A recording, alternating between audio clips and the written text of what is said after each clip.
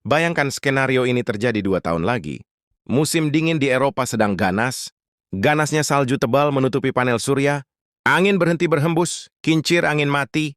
Mereka butuh bahan bakar cair yang ramah, lingkungan untuk menghangatkan rumah, dan menerbangkan pesawat, tapi saat mereka menelepon Jakarta, telepon itu tidak diangkat. Indonesia yang selama puluhan tahun mereka bully, mereka hina, dan mereka blokir produk andalannya, tiba-tiba berkata, "Maaf, sawit kami habis. Kami pakai semuanya sendiri." Apa yang terjadi jika Raja Minyak nabati dunia ini berhenti berjualan? Dunia akan guncang, harga coklat di Swiss akan naik 3 kali lipat, pabrik kosmetik di Perancis bisa tutup, dan pesawat tempur mereka mungkin tidak bisa terbang. Ini bukan fiksi, ini adalah skenario gila yang sedang disiapkan pemerintah Indonesia lewat kode rahasia B50. Eropa pikir mereka sedang memblokir kita, padahal sebenarnya kita yang sedang bersiap meninggalkan mereka. Mari kita bedah strategi balas dendam paling elegan dalam sejarah ekonomi modern ini. Sebelum kita masuk ke strategi Pak Prabowo, kita harus paham dulu satu hal mendasar. Kenapa sih Eropa benci banget sama sawit kita? Apakah benar murni karena mereka sayang sama orang hutan? Atau karena mereka peduli sama hutan Kalimantan? Jawabannya ya sedikit, tapi 90%-nya adalah soal dompet. Bayangkan kamu punya toko roti. Kamu jualan roti harga 5.000. Buka toko jualan roti yang rasanya sama enaknya, tapi harganya cuma 1.000, apa yang kamu lakukan? Kamu nggak bisa bersaing, harga kamu bakal bangkrut, maka satu-satunya cara adalah kamu bikin isu, kamu bilang ke pelanggan, jangan beli. Roti dia masaknya jorok, dia ngerusak lingkungan, itulah yang disebut outer, atau andeng-andeng anti deforestasi Eropa. Mereka melarang masuk produk yang dianggap merusak hutan, terdengar mulia kan? Pahlawan lingkungan banget kan? Tapi anehnya, aturan ini seolah-olah didesain khusus untuk menjegal sawit, sambil melindungi minyak nabati mereka sendiri, yang sebenarnya butuh lahan lebih luas. Kampanye hitam ini sukses besar.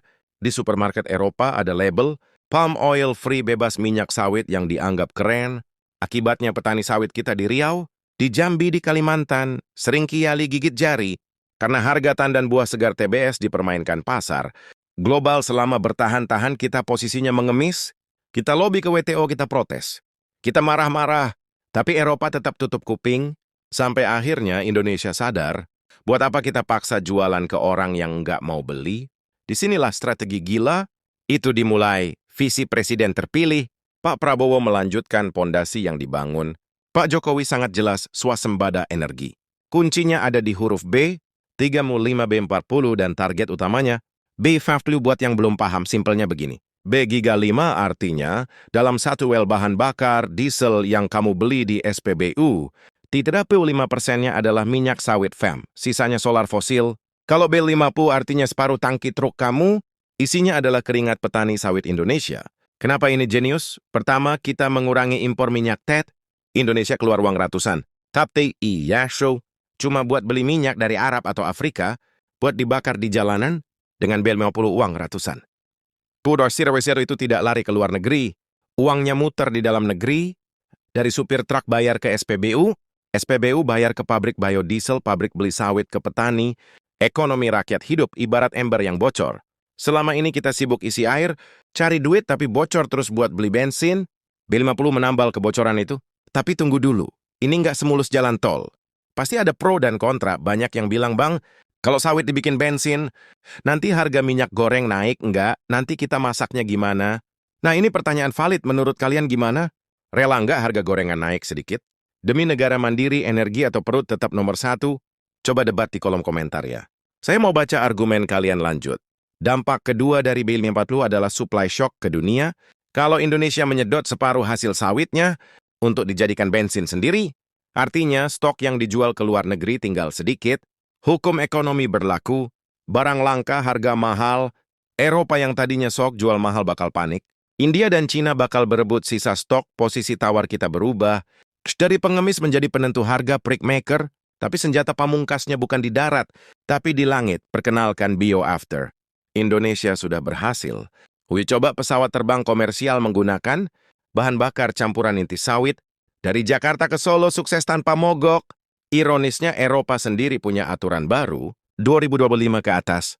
Semua pesawat yang mendarat di Eropa wajib menggunakan persentase bahan bakar ramah lingkungan SAF, Sustainable Aviation Fuel, Dan tebak bahan baku SF paling efisien di dunia, itu apa? Minyak, jelantah, dan sawit? Ini adalah plot twist. Terlucu dan mereka memblokir sawit kita untuk makanan, tapi mereka mengemis sawit kita untuk menerbangkan pesawat mereka. Tanpa bioafur dari Indonesia, maskapai Eropa seperti Lufthansa atau Air France bakal kesulitan memenuhi target emisi karbon mereka sendiri. Beberapa terjebak oleh aturan yang mereka buat sendiri, kena batunya, dan Indonesia sudah siap. Pertamina sudah punya green refinery. Kita bisa memproduksi bahan bakar pesawat ini secara massal nantinya, pesawat asing yang transit di Bali atau Jakarta. Kalau mau isi bensin, ya isinya sawit. Indonesia suka tidak suka, tapi teman-teman kita harus realistis. Skenario gila ini punya tantangan berat. Pertama, mesin, tidak semua mesin, truk atau mobil di Indonesia siap menegak B50. Sifat sawit itu mencuci kotoran di tangki, filter solar bisa cepat mampet. Terus kadetasi teknologi otomotif besar-besaran, jangan sampai niatnya hemat, malah truk logistik mogok massal kedua lahan.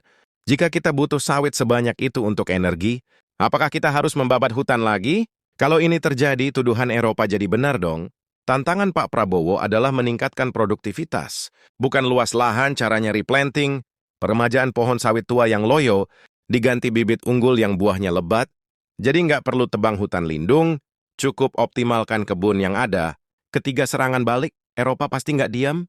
Mereka bisa menekan lewat WTO, mempersulit visa, memblokir produk lain, kopi atau karet. Perang dagang ini bakal panjang dan melelahkan. Di 1970, negara-negara Arab menjadi kaya raya dan ditakuti dunia. Karena mereka punya minyak bumi, mereka bisa mendikte Amerika dan Eropa lewat OPEC. Di 2030 nanti giliran, Indonesia kita bukan punya minyak fosil yang bakal habis, kita punya minyak yang tumbuh di pohon, minyak yang bisa diperbaharui selamanya selama matahari bersinar, dan hujan turun di garis khatulistiwa. Strategi B50 dan bioafter. Bukan sekedar soal jualan bensin, ini soal kedaulatan. Ini soal kita berdiri tegak dan bilang ke dunia, kalian butuh kami. Jangan atur-atur kami kampanye hitam. Mungkin tidak akan pernah berhenti Yus, tapi kalau kita kuat di dalam, gonggongan dari luar tidak akan terdengar. Pertanyaan terakhir buat kalian, jika besok Eropa minta damai, damai beli kita lagi dengan harga mahal, apakah kita kasih atau kita bilang sorry? Stok habis buat rakyat sendiri. Tulis jawaban sadis kalian di kolom komentar.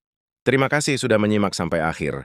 Kalau kamu merasa video ini membuka wawasan, bantu pencet tombol like dan subscribe biar algoritma YouTube menyebarkan fakta ini ke seluruh Indonesia